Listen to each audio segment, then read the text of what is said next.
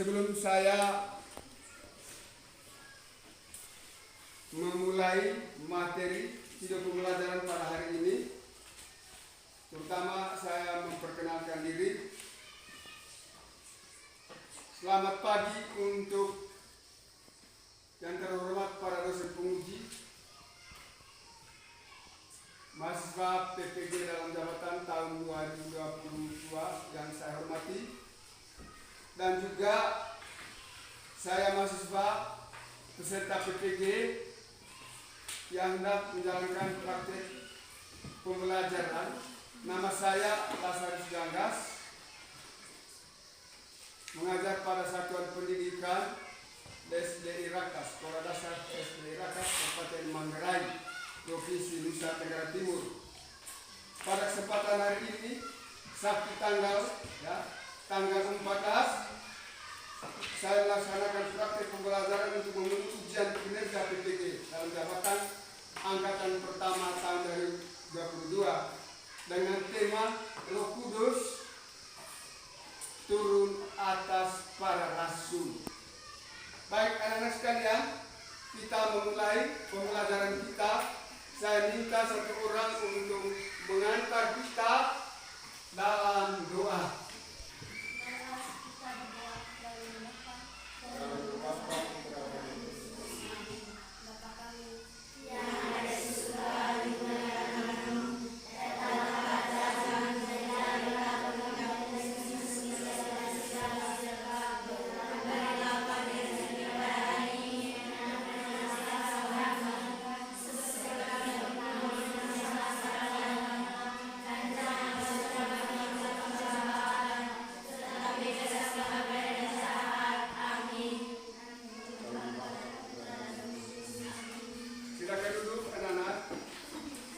Baik, sebelum kita mulai, Bapak Guru ingin mencek kehadiran kita semua. Saya mau tanya, apakah kita hadir semua hari ini?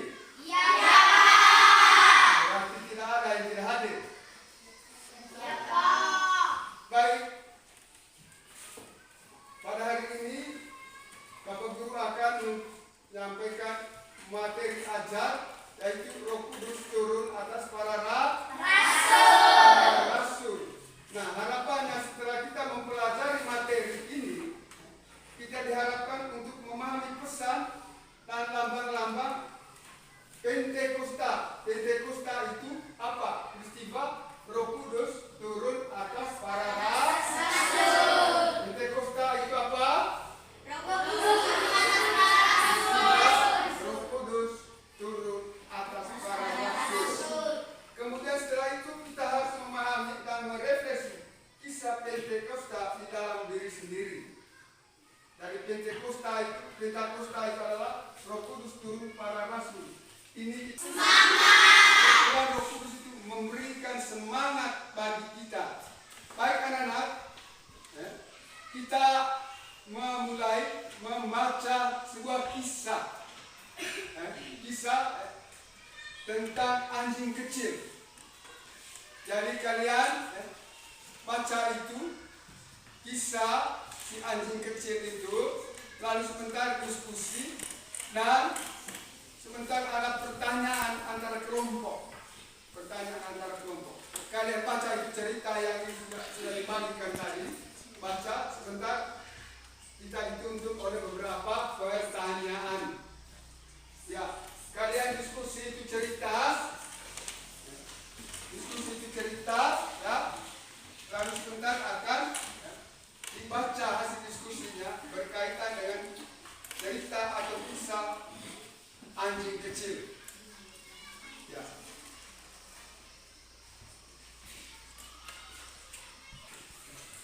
Tentang cerita anjing kecil tadi itu.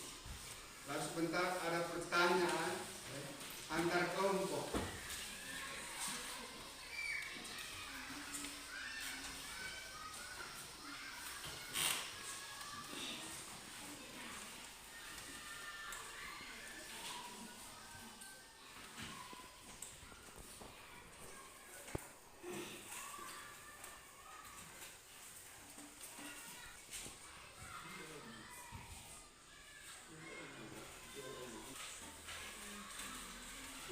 beberapa menit kalian beri kesempatan untuk mencermati isi kisah tadi.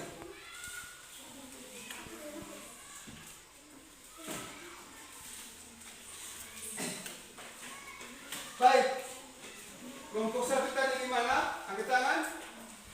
Ya. Kelompok 2 di sebelah. Baik. Sudah baca ceritanya? Sudah baca dan sudah diskusi? Kalau gitu saya beri kesempatan kepada kelompok 1 untuk menyampaikan pertanyaannya terkait cerita tadi kepada kelompok 2. Ya, saya beri kesempatan dan saya minta kalian berdiri. Ya, silakan. Yang berdiri hanya dia saja.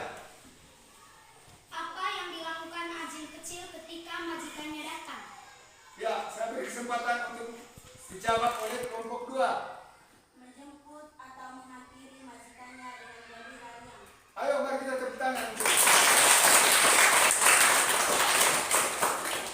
Diskusinya menjemput dan memberi kegembiraan kepada tuannya, majikannya. Ya, dilanjutkan pertanyaan berikut. Bagaimana tanggapan majikannya? Ya, saya beri kesempatan kepada. Merasa senang atau gembira karena anjing kecil memberikan kegembiraan kepadanya dengan menjilat kaki tuannya. Ayo, mari kita tepuk tangan. Ya, pertanyaan berikut. Apakah kamu pernah punya pengalaman tidak bersemangat? Dan bagaimana semangat ini bangkit lagi? Pernah, dan pada saat diolok oleh teman dan kembali semangat dengan percaya diri. Ayo, mari kita memberi aplaus lagi. Selanjutnya, ya, pertanyaan berikutnya oleh kelompok 2 untuk memberi jawaban yang diberikan oleh kelompok 1 sebentar. Dan tunggu Bapak Guru sebentar memberi kesempatan baru menjawab. Ya, silakan kelompok 1 memberi pertanyaan hasil diskusinya. Bagaimana kesanmu setelah membaca kisah cerita anjing kecil itu? Ya, saya beri kesempatan kepada kelompok 1 untuk memberi jawaban pertanyaan kelompok 2. Ada perasaan jengkel kepada kuda, sapi, domba, ayam, dan kucing yang mengolok anjing kecil. Baik, mari kita memberi aplaus. Pertanyaan berikut.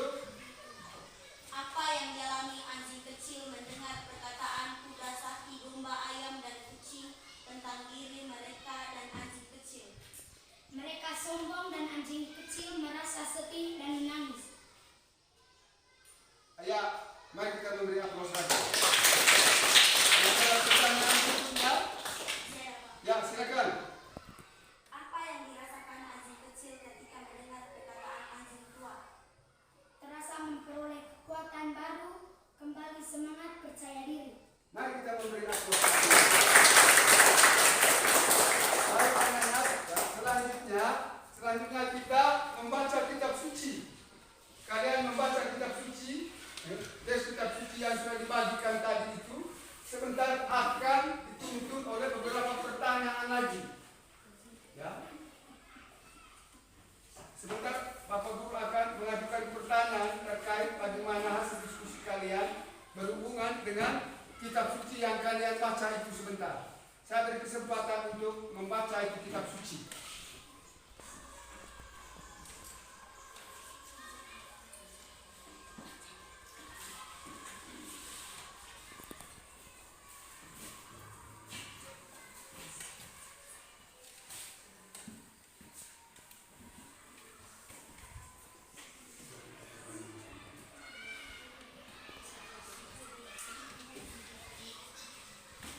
Ya, lagi berapa menit kalian membaca itu teks, membaca teks kitab suci itu.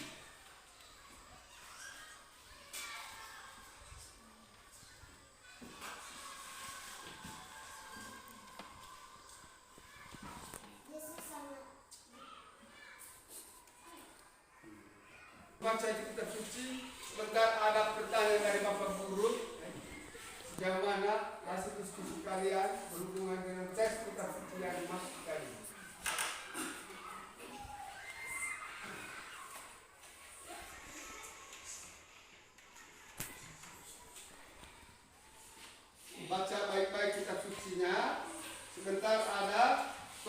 pertanyaan yang berhubungan dengan teks tersebut.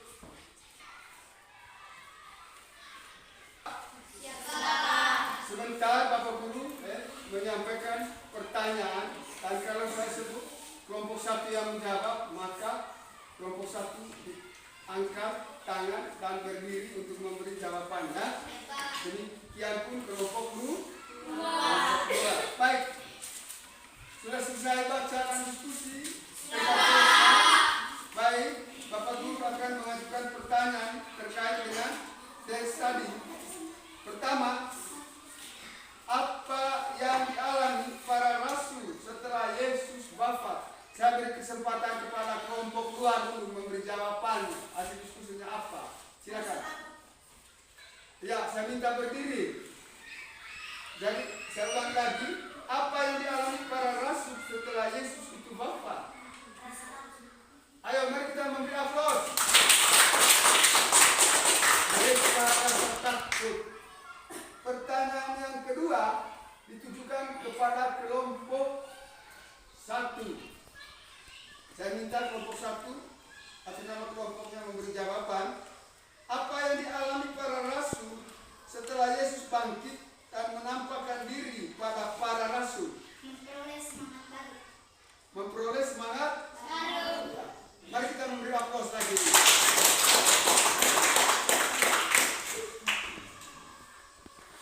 Jadi mereka memperoleh semangat atau kekuatan baru. Pertanyaan yang berikut, apa yang diminta Yesus pada para rasul sebelum Yesus terangkat ke surga? Saya beri kesempatan lagi kepada kelompok dua yang bisa memberi jawaban atas hasil diskusinya. Yesus meminta untuk tetap tinggal di Yerusalem agar memperoleh kekuatan dari Maha Tinggi. Yesus minta para rasul untuk tetap tinggal di Yerusalem agar memperoleh kekuatan dari Maha Tinggi. Itu anak-anak sekalian, maksudnya Roh Kudus. Tuhan mengutus Rohnya kepada para rasul. Dan sebelumnya Yesus meminta para rasul itu untuk tetap tinggal di Yerusalem. Ayo mari kita memberi tepuk tangan kepada mereka. Pertanyaan yang berikut, bandingkan keadaan para rasul sebelum dan sesudah Roh Kudus turun pada mereka. Saya memberi kesempatan kepada kelompok satu. Sebelumnya mereka rasa takut, dan setelah Roh Kudus turun atas mereka, mereka memperoleh kekuatan. Ayo mari kita memberi aplaus lagi. Sebelum ada peristiwa turunnya Roh Kudus atas mereka, para murid itu atau para rasul itu ada perasaan takut. Tetapi setelah mereka menerima Roh Kudus yang diutus Tuhan tadi dicurahkan kepada mereka, mereka memperoleh kekuatan baru atau semangat baru. Ya. Pertanyaan yang berikut, apa tanda-tanda kehadiran Roh Kudus pada para rasul? Untuk beri jawaban atas pertanyaan ini, saya beri kesempatan kepada kelompok dua ya. Silakan. Yaitu angin keras dan lidah seperti nyala api. Mari kita memberi aplaus lagi. Yang berikut, apa arti tanda-tanda itu? Maksudnya tanda-tanda itu tadi berupa angin dan apa? Lidah api. Apa artinya? Saya beri kesempatan kepada kelompok satu memberi jawabannya. Angin melambangkan kehidupan dan api melambangkan semangat. Ya, mari kita memberi tepuk tangan. Jadi simbol atau tanda-tanda kehadiran Roh Kudus itu tadi berupa apa, anak-anak? Angin keras dan lidah seperti nyala api. Iya. Coba diulangi lagi. Simbol atau tanda kehadiran Roh Kudus itu atas para rasul tadi itu apa? Yaitu angin keras dan lidah seperti nyala api. Angin keras dan lidah seperti nyala api. Jadi simbol atau tanda-tanda ini memiliki makna atau memiliki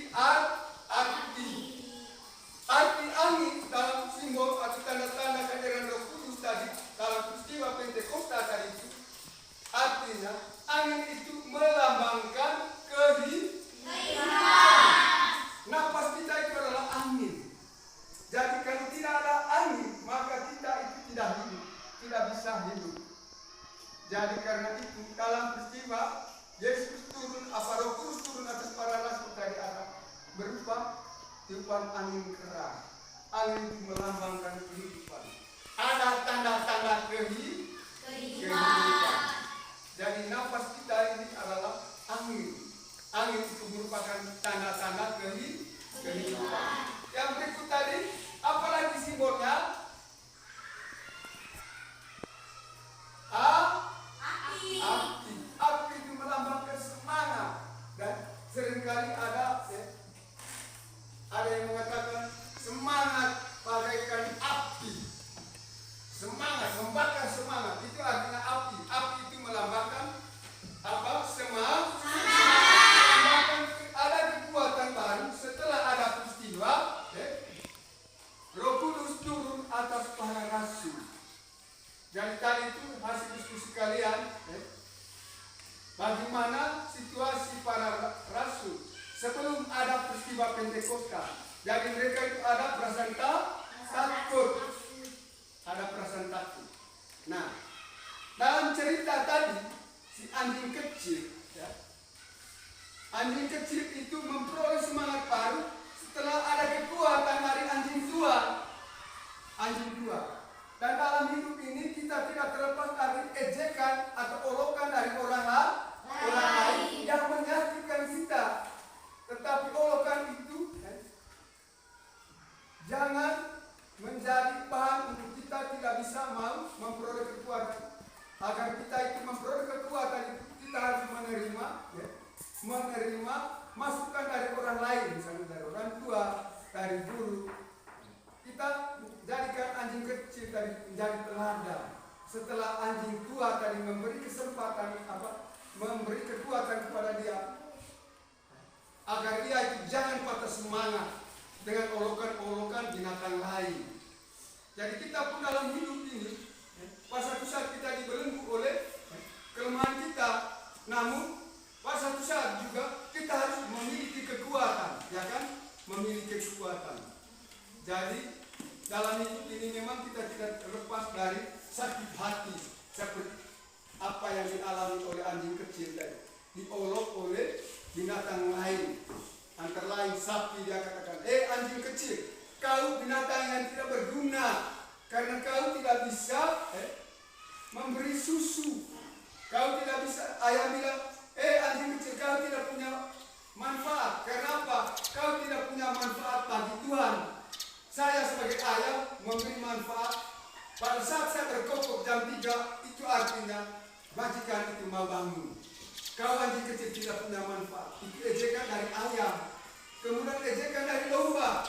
Anjing kecil, kau tidak punya manfaat bagi Tuhan. Kau binatang tidak berguna. Kau tidak bisa memberikan mantel bulu kepada Tuhan. Karena apa? Domba itu kan memiliki bulu. Dan bulunya itu bisa dijadikan mantel, ya. Dekat. Jadi itu ejekan. Tentunya anjing kecil ini mengalami ketakutan, mengalami kesedihan. Bahwa ejekan itu memang cukup menyakitkan hati. Kita pun dalam hidup sehari-hari seperti itu. Tidak terlepas dari ejekan dan olokan dari orang lain. Tetapi jangan karena olokan atau ejekan itu membuat kita itu patah semangat. Dalam kitab suci tadi seperti itu. Jadi cerita Roh Kudus tadi bukan hanya dicurahkan kepada para rasul, tapi Roh Kudus itu juga dicurahkan kepada kita ini. Kita memperoleh kekuatan dalam hidup ini. Memperoleh kekuatan yaitu berkat curahan Roh Kudus yang telah diutus Tuhan kepada kita. Jadi bukan hanya mentok pada para rasul, tetapi kepada kita ini pun memperoleh curahan Roh Kudus. Baik anak-anak sekalian, pada pagi hari ini cukup saja pembelajaran kita sampai di sini, dan untuk menjadi bahan refleksi kalian, menjadi bahan permenungan bagi kalian, maknai Roh Kudus dalam kehidupan kita sehari-hari, agar kita selalu memperoleh kekuatan, agar kita memperoleh semangat. Maknai Roh Kudus. Nah, pertanyaan, apakah kita pernah berdoa menghadirkan Roh Kudus di dalam ini menjadi bahan refleksi atau perlindungan bagi kita semua. Baik anak-anak, yang berikut Bapak Guru akan memberi tugas kepada kalian. Kalian untuk pertemuan berikutnya, ya, saya akan memeriksa tugas kalian dan sampai di rumah sebentar kalian menyusun doa, mengucap syukur atas curahan Roh Kudus kepada kita semua. Minggu depan Bapak Guru akan memeriksa tugasnya satu persatu. Sepakat? Sepakat. Baik, sampai di sini saja dulu pertemuan kita. Lain kesempatan baru ketemu lagi. Dan untuk menutupi kegiatan kita pada hari ini, saya minta satu orang untuk menutup kegiatan pembelajaran kita dengan doa. Silakan. Mari kita berdiri semua.